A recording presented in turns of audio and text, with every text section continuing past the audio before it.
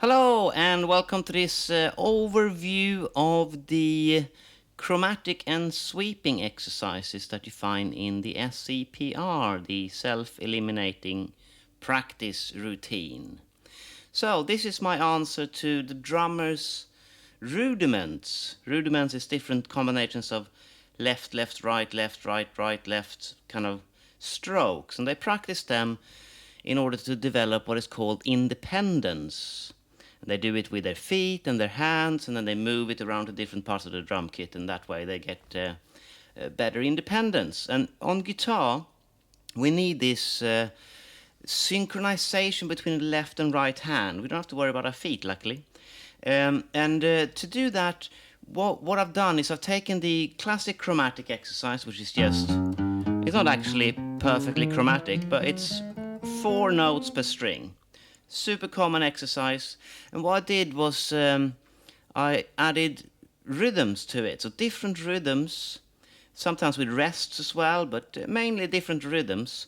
And that made that, what happened was that this right hand now can't really think exactly about what it's doing. If you start with a simple problem here, is down, up, up. Yeah, and so you're going up, but the next string is down. And people do all kinds of weird things there where they're trying to make that perfect, so it's always going down, down between strings and up, etc. I don't think that's a good idea to get snowed in on that. It's better to just get a good synchronization between a left and right hand and get them to be in sync with each other without actually knowing exactly what's happening. And to achieve that, we just use different rhythms. So if it's, for example, or... And if you play with a downstroke or an upstroke, it doesn't really matter, actually. What matters is that you focus on the rhythm and you just try to execute it as well as possible. And the right hand will sort out itself by doing all of this. So there's 2 things that are bad about this. There's lots of good things about it. You will synchronize your hands, you'll build speed, and you'll even train reading rhythm because you're reading rhythms basically when you're doing this. But there's 2 things that are really bad about it, and that's number 1 is RSI. If you do this too much, you'll develop RSI, which is repetitive strain injury in your left and right arm and wrists and stuff. And if you do it too much, so you got to be really careful. So if it hurts, you must stop. And they're also extremely unmusical. I mean, when you turn this into a sweeping exercise, that's like the worst sound in the world, right? So you don't want to do it too much because you can injure yourself and it sounds bad. And if something is unmusical and you do it too much, you'll become unmusical. You know, we are what we eat in this world. So just do it a little bit, but often. So maybe twice a day for like 10 minutes. That's much better than like an hour 3 times a week. Much, much better. Just a little bit now and again, and focus on that rhythm. That's what we need to do. So let's go through these 8 steps here. So the first one is just the basics. So this is the 8th notes, the 16th notes, which is twice as fast, and the triplets, which is somewhere in between. It's got a slightly different feel, the triplets, and triplets will 1, 2, 3, 1, 2, 3, 1. It'll kind of change the weight on your fingers, and that's really important. We also do them as sweeping. So that way rather than that way. That's the first 6. It happens in step 1. And if you take the beginner course, we do lots of variations to these. We play them on string pairs, we skip strings, we go backwards and all kinds of stuff. But in this more like a library of the ideas of these chromatic and sweeping exercises, there's 66 variations, and the first 6 happens in step 1.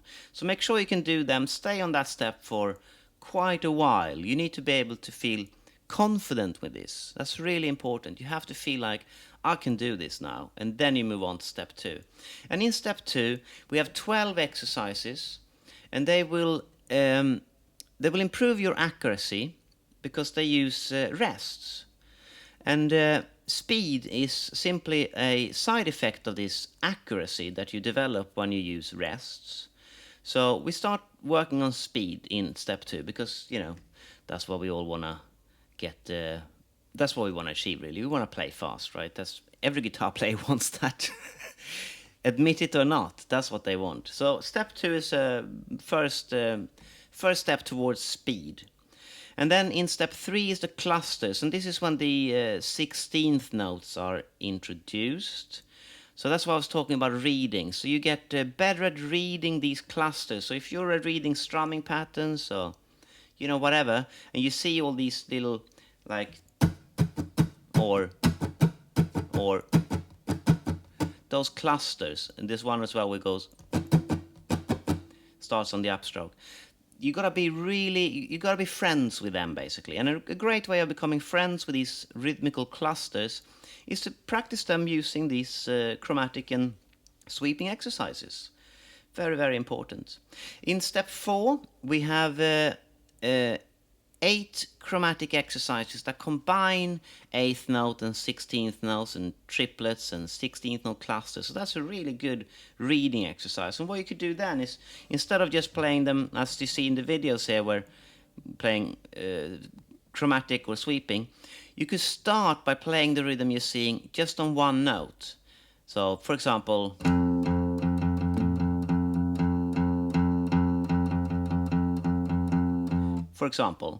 do that first on one note and then play the exercise. So you really focus on the rhythm here when you play in step 4, and it'll be over quite quickly. It's not that difficult, actually. So the step 4 is actually the chromatic version, and in step 5 we do it with sweeping as well.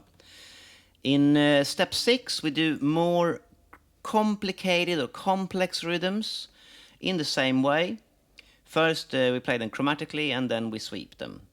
And then step 7, now we're back to playing fast again. So what we do here is more complicated than what you had in step 3. No, step 2, when we played fast for the first time. This is more complicated than that. And then in step 8, we sweep those exercises.